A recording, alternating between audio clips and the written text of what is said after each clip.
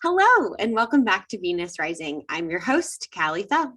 Today, we have a very special guest with us, all the way from Sydney, Australia, Edward Saulig. Edward brings a voice to Venus Rising that we haven't yet heard, the voice of a sperm donor.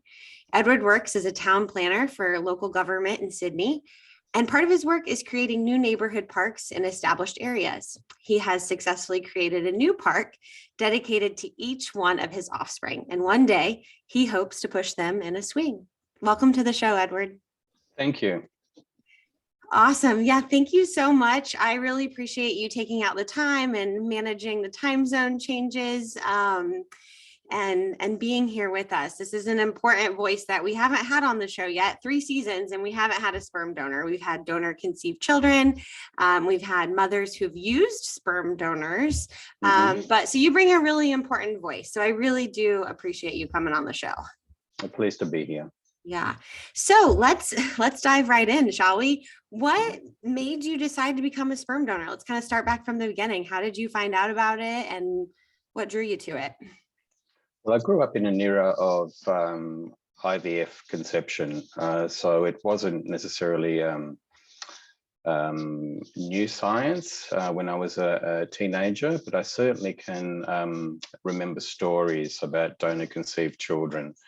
And there was a newspaper article a number of years later that I recall reading on a Sunday morning, that when the laws changed in New South Wales in Australia of anonymity regarding donors, that the number of donors in the state dramatically decreased. And the figure that I remember is that there were 3 donors for that particular year. It was more for me in that moment an experience of the seed being planted. I remember noting that news story, but had made no decisions. I'm also an only child. I'm a gay man. I love children, but I wasn't in a life situation where I would contemplate having my own children alone, and I wasn't in a relationship that was secure enough to sustain children within a coupling. But when my father died in 2005, and I realised that I was the next and the last generation of the family line, that I started to contemplate being a donor. And I think that was the trigger, and it was the right time for me as well. So soon after, in late 2006, if I remember correctly, I started the process and I made inquiries and I went from there. Okay. So it sounds like it stemmed a little bit too from wanting to have like a legacy, right? As a genetic offspring that was yours, and also helping someone else with their family. Yes. But if truth be told, it extended further than that. My childhood wasn't optimal. And so there was a lot of energy in my life that ordinarily would have gone into a career or healthy relationships. But I spent a considerable amount of my own internal resources and energy in recreating myself, reconstructing myself. And there was opportunities lost in terms of my potential. And it was almost as if I was hoping to bring life to new hope and new opportunity for the next generation. I felt that I'd broken a curse in terms of patterns of behavior and patterns of being that were not constructive, that were not nurturing, that were not enriching. And I was hoping that the next generation would have that opportunity, would have that chance, and they'd be able to meet their full potential. And this was an opportunity. So whether the generational lines ended with me was one thing, but my desire and hope for a new generation was also central to my thinking and to my feeling at the time. You briefly touched on the laws in Australia, which we'll get to in a minute, kind of surrounding anonymity, which I don't really think that there can be in today's age because we have all of these different platforms with 23andMe and people are finding out, but we'll get to that in a moment. It seems like that didn't seem to bother, like you were okay with your biological children being able to eventually find you, like anonymity. It didn't matter to you whether or not they could find you. Is that right? Correct. But I also think it's critical that outreach is available. I think in a process like this, I think that there has to be a generosity.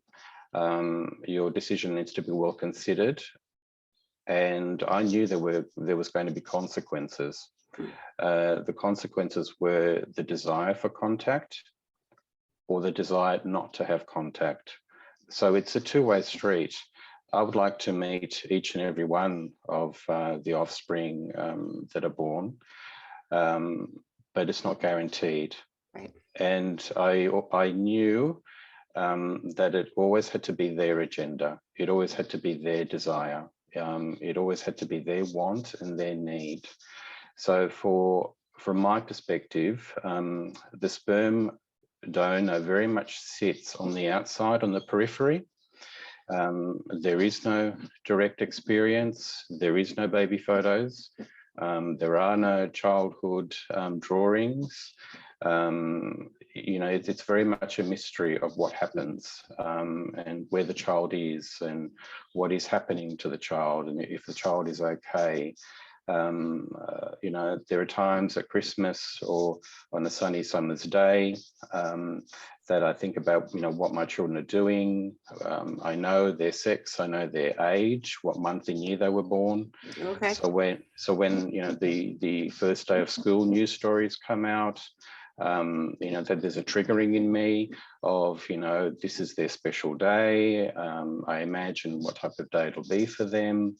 So it's, again, you're on the periphery and their needs are paramount. You're part of a process of creating new life, and that connection, that desire for connection when they turn 18 is paramount. And I wouldn't have participated in the process if they didn't have that opportunity or if that opportunity was closed to them.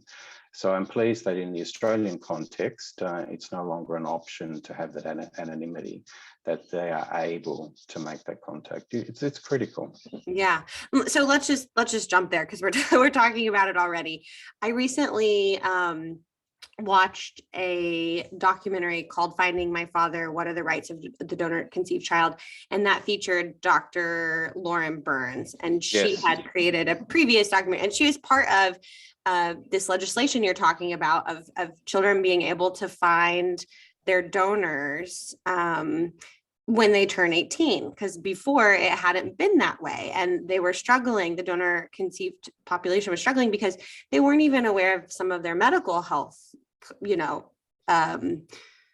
history, right? And so in this film, this newer film, there's a palpable nervousness that the legislation is going to change, that they're actually going to remove these rights of donor conceived people to find their biological roots. Do you think that will happen? And it sounds like you're happy with the way the laws are now. Do you think that laws could change to benefit the donors and the children? Because ultimately those are the vulnerable. Those are people we should be protecting. Yeah, my understanding from the proposed changes in Victoria in Australia, and I understand it was the first place in the world, Victoria, to regulate the industry.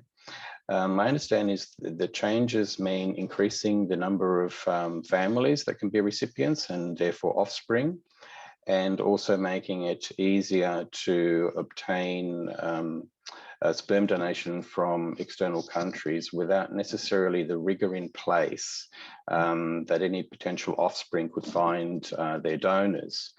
And part of the problem also is that worries me is they may not necessarily have control over the age of the donor. So by the time the offspring turns 18, the donor may have passed. Now, I have a seventh offspring about to be born.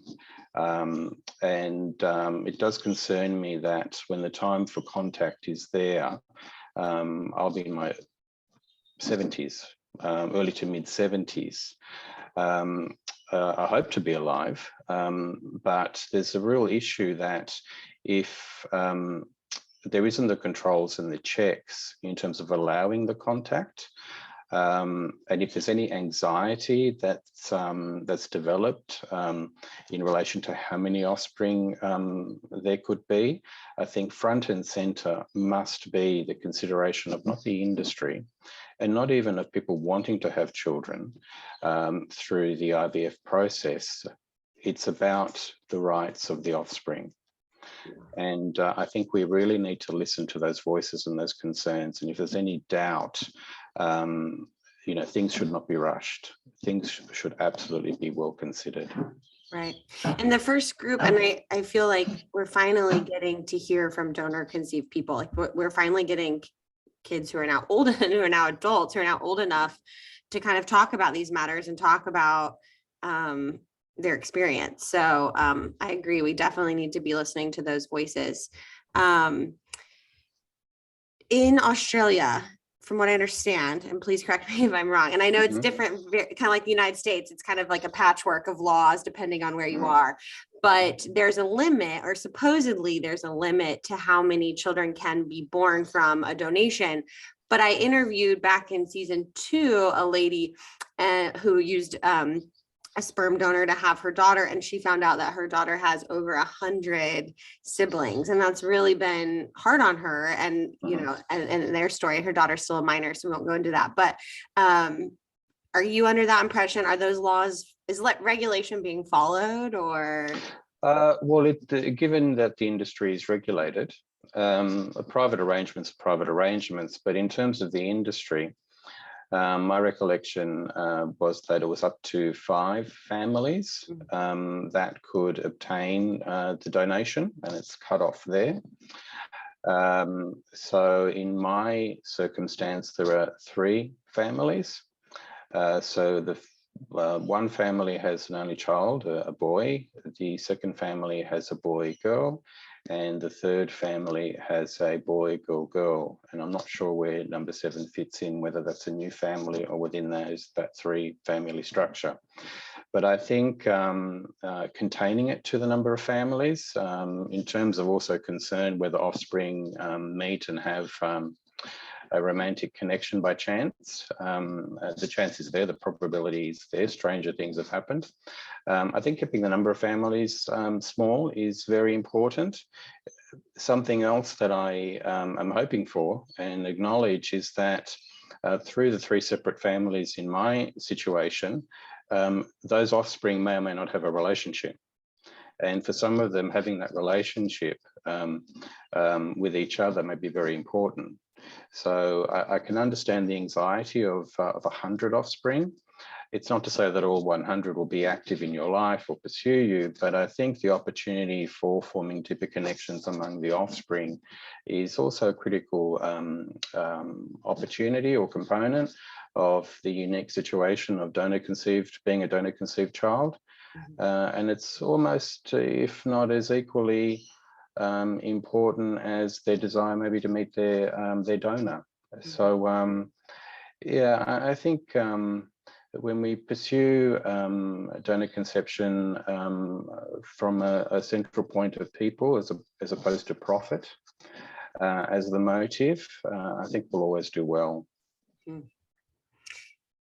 Do you think that the age should be different then? Because it sounds like you have a strong desire to know about your offspring, which others might not. But do you think that children should be told earlier and that there should be a certain amount of transparency? And do you think the law should change to reflect maybe a kid in their teenage years who's really struggling with their identity, who they are, and where they come from, instead of waiting until 18? I think it's paramount. And this is where, I have my perspective as a donor, being a recipient and creating the family unit. you need to be very clear about what you're creating. You two are creating life, and you're creating a person who has rights. And part of that, those rights is the truth.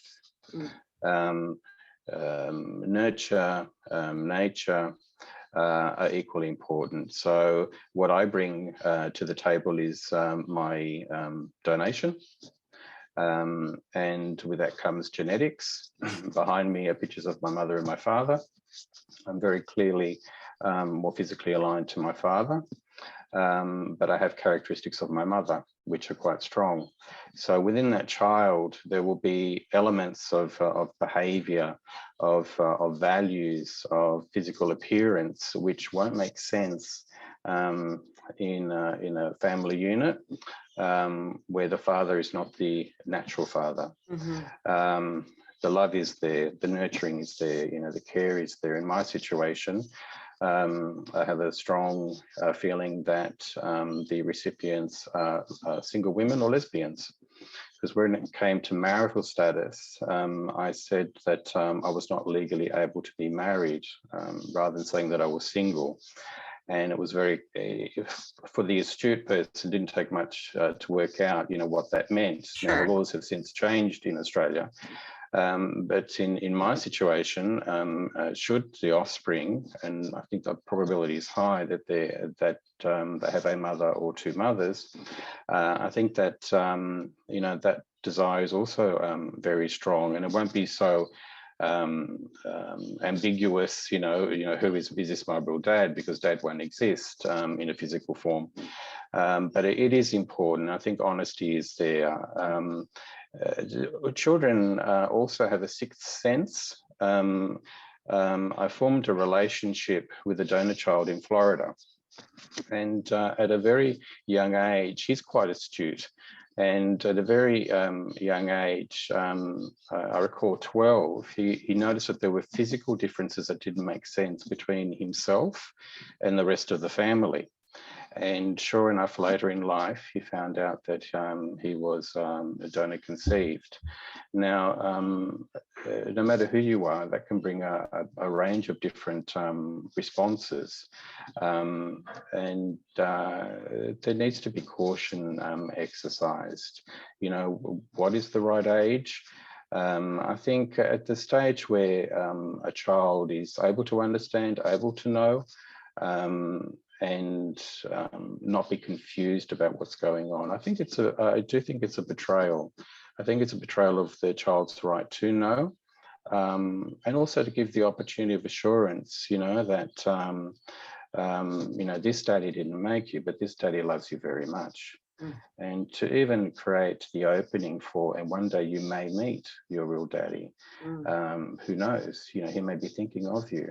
But what we know is that I think of you now, I love you now, and we wanted you, and that's why you're in the world. I don't think it's complicated. I think adults unfortunately make things complicated for children. Yeah. Okay. Well, let's get back to your story a little bit. I think I went on an aside because we were talking about it. It was important stuff, but I do want to know more about your story. We kind of left off with how you decided to become a donor. And yes. So do you mind telling our listeners what the process is like? You talk about knowing your offspring's age and that sort of thing. So how does one get that information? So kind of walk us through of the process. Okay, so the process is, in the Australian context, in my experience, and we're talking 2007, 2008, it was a year-long process. There was initial form filling. I don't recall any counselling sessions at the beginning of the process. What I do recall is the donation process, and it's not one time that you're there. It's every 2 weeks, and there's a certain amount of volume that needs to be produced. So once you reach that target, then you have a blood test. Then you have another blood test in 6 months. And once everything is clear, health-wise, I was offered, then you continue to fill in forms and you meet with a counsellor. So my recollection was 45 minutes. And that's after you've already donated, or did already after you donated? Okay, yeah. Interesting timeline. yes. You have this counselling session, and which is an important thing to note in terms of process. I believe I was interviewed by a doctor at the beginning of the process, but not by a counsellor. And I enjoyed that counselling session.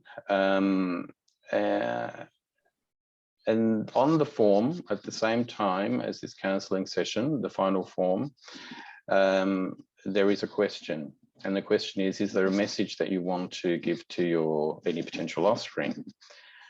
And the words came to me very, very, very quickly. And they were short in number. It was give life, love life.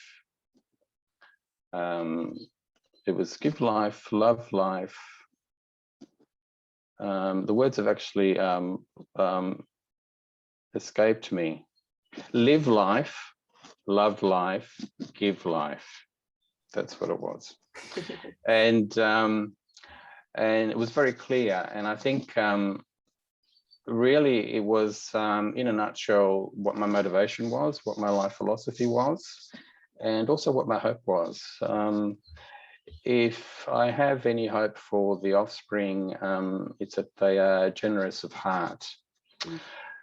So then through the profile that you've just finished completing, it's a waiting game. And I was quite eager in terms of waiting for a live birth.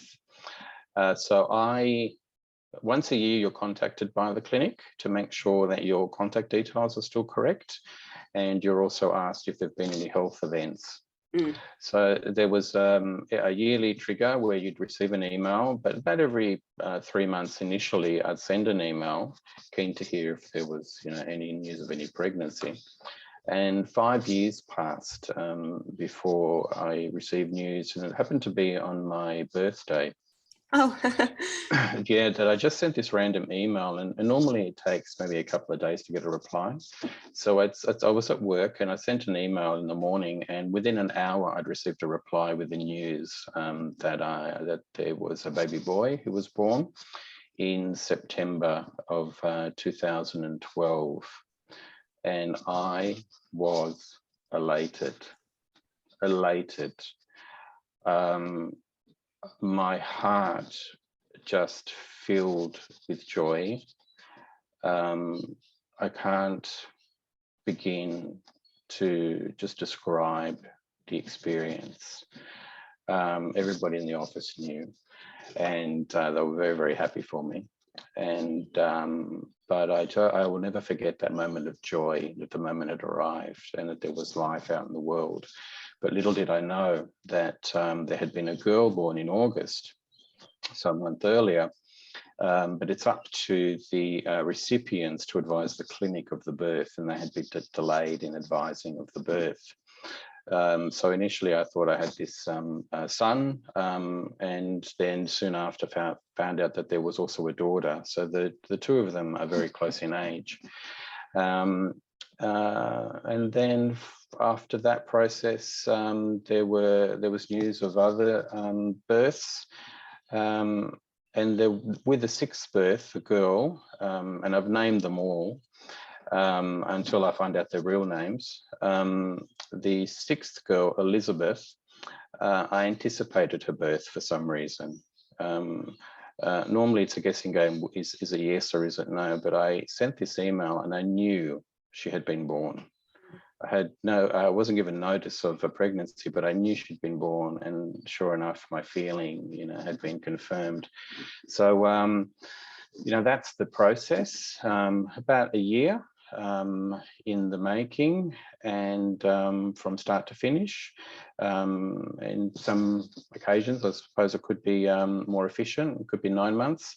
And then it's a waiting game for news of a live births. And with every live birth, there is a very warm, joyful response that I feel within me. And I'm very grateful, very, very grateful.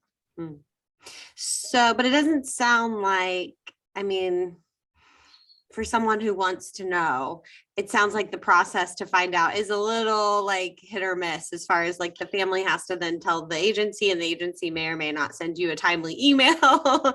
So I always assume the responsibility of inquiring.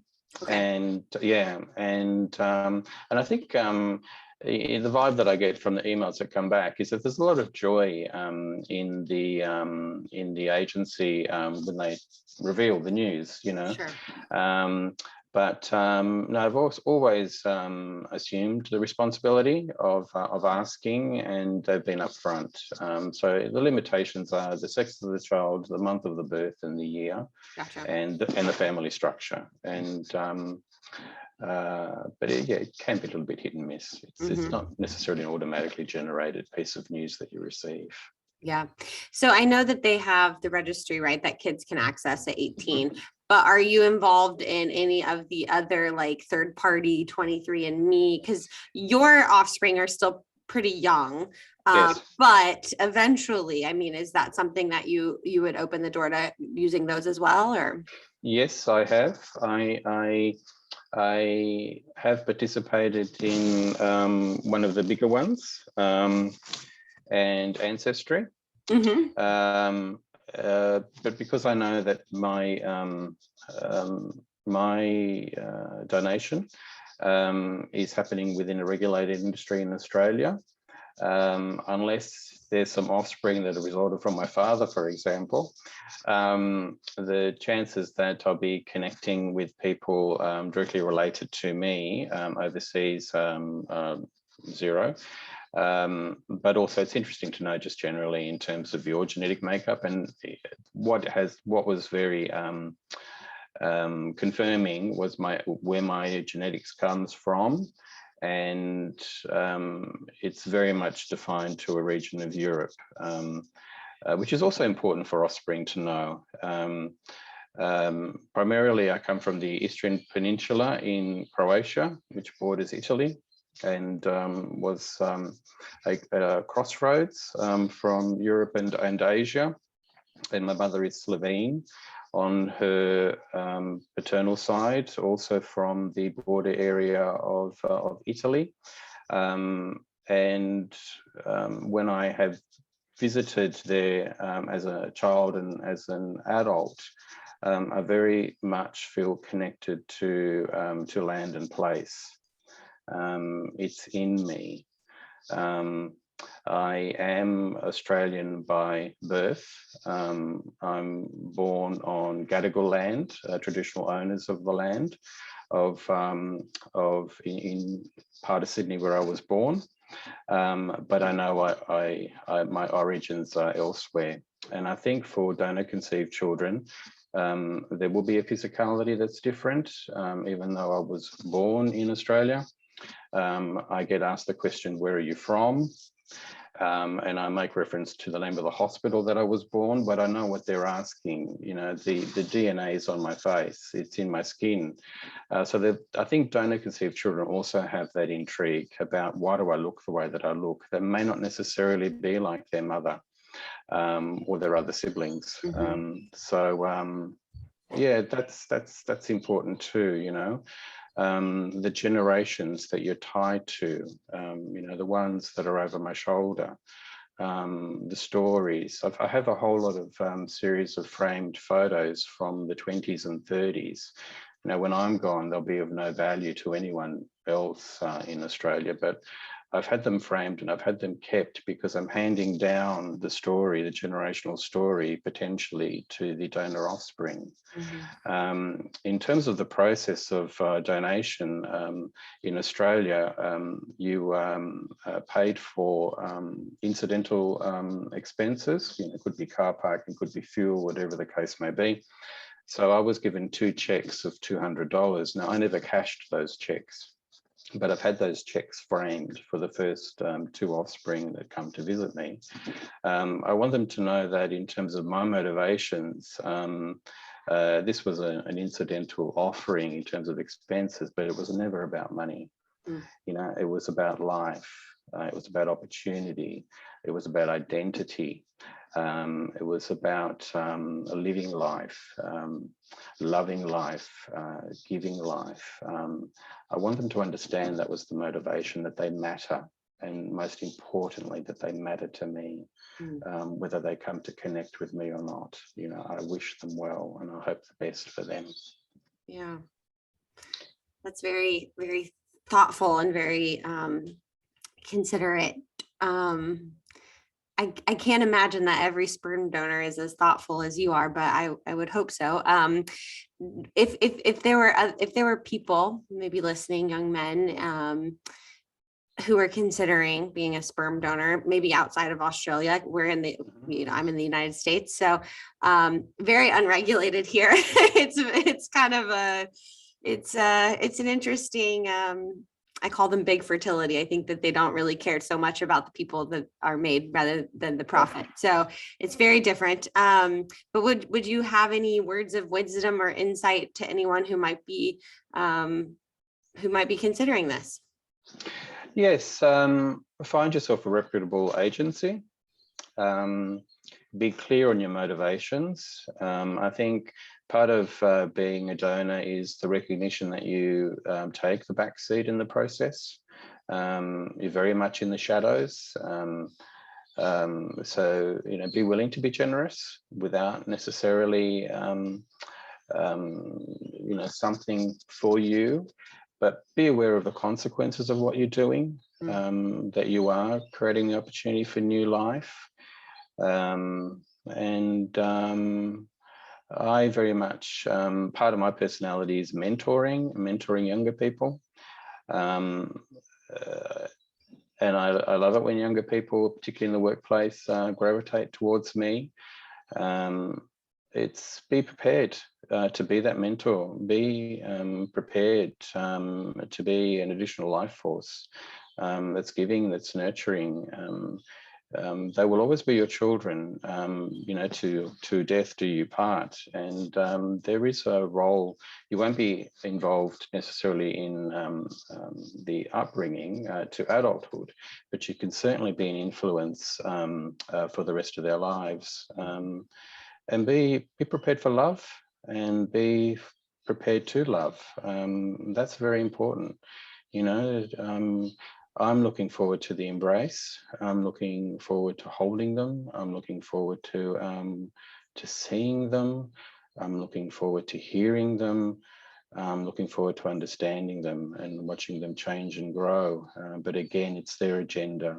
I hope for that opportunity. But should that opportunity not come for one or all of them, again, I come back to the point, you know, I've played my part and I wish them the best. And I think any donor needs to come from that perspective as well. Yeah. And it sounds like you did your research. You've, you know, you had that relationship with the donor conceived adult in Florida.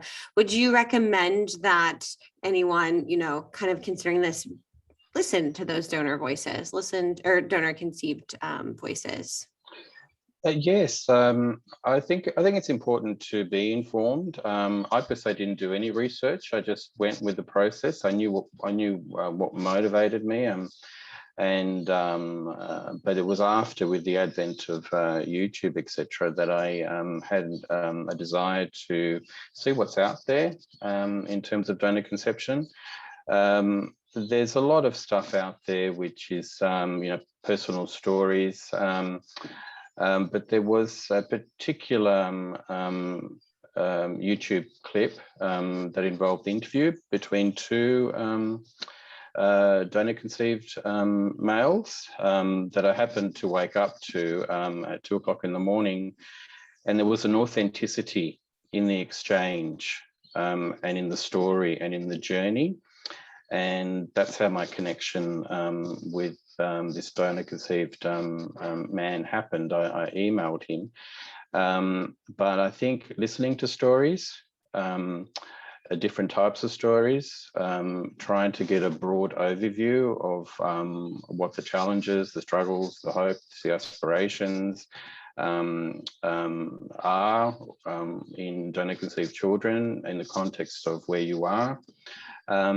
And using that also as an understanding about what you're thinking about doing and what you will do and how you will do it and how you will manage the consequences of what you are doing. It's vital. I think it's important to be part of the process, but we need the right people who are donating. We need the right people who are motivated to participate, and we need the right people who have the capacity to be there for offspring in the future. I went on an overseas trip in 2018, and I make no assumptions. I didn't know what was to happen to me, so I made sure that for each of the offspring, I had written a letter, and I'd enclosed a photograph of me, so they had something. And 2 years later, I happened to have a mild heart attack, but had I not acted promptly and with instinct, I may not be here today. And the thought that a child, an adult child, approaches the agency and then has nothing, and not a photo, I think is cruel. So, you know, your consideration and the detail and being proactive and being sensitive, that's very much part of the process too. It is for me, and I would encourage other donors to think about that. You know, leave them with something, because you just never know what might happen over the years, from potential conception to upbringing, and what might happen to you. Wow. Yeah. You've said a lot in our interview, and we're kind of closing up here, but you've said a lot of things that you want your offspring to know. But I'd like to end with that. Is there anything additional? If they're listening several years from now, they're teenagers, they're going through podcasts, they found out they're donor conceived, and they're really trying to find details of it, and they hear this, what would you want to say to them? Simply that I love you, and that I hope to see you. And you are extraordinary. And yeah, see you on the steps of the Opera House. Awesome. Well, it has been an absolute privilege to have you on the show. And Edward, I thank you so much for taking the time out of your day to chat with me and to share a very personal, private story on Venus Rising for everyone who listens to hear. So thank you so much for joining me today. My pleasure. Thank you. And I'd like to thank each and every listener and subscriber for tuning in. Our goal is, as ever, to create conversation, facilitate discussion, and encourage you to think beyond the masses.